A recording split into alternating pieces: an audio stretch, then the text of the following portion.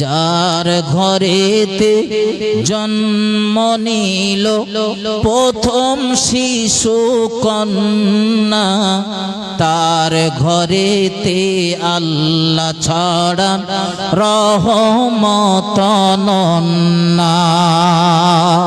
একটু মহব্বত করে বলা যাবে না সুবহানাল্লাহ?